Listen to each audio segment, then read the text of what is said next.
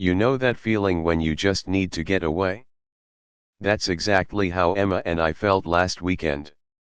The city was too loud, too fast, and honestly, our brains were just begging for some quiet.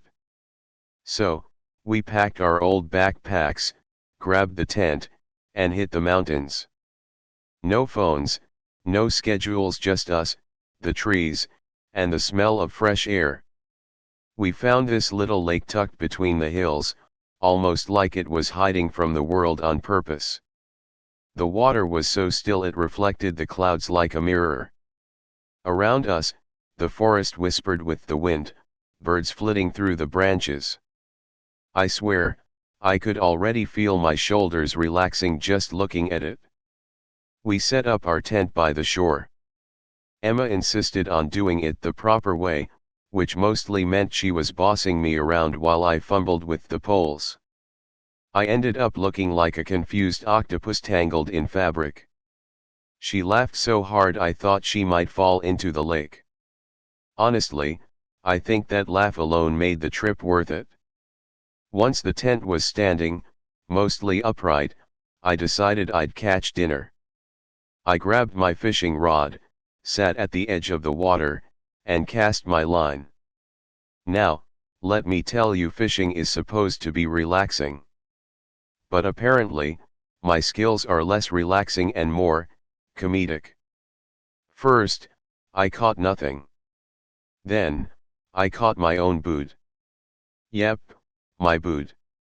Emma laughed so hard she cried.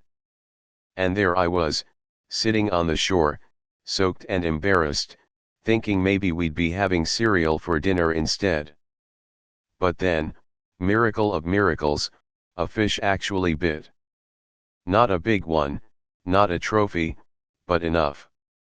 I reeled it in, holding it up like I had conquered Everest. Emma cheered, gave me a high five, and we cooked it right there over our tiny campfire. Sitting by the fire, eating fish we caught ourselves, it hit me, life's funny that way.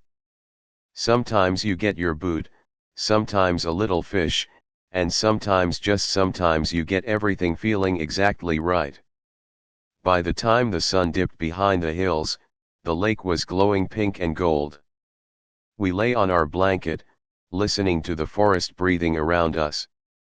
We didn't talk much. We didn't have to. There's a magic in the mountains, a quiet kind of wonder that makes words almost unnecessary. And honestly, that night, under the stars, with the smell of smoke and pine in the air, I realized that these tiny adventures, messy, awkward, perfect, are exactly what makes life worth it.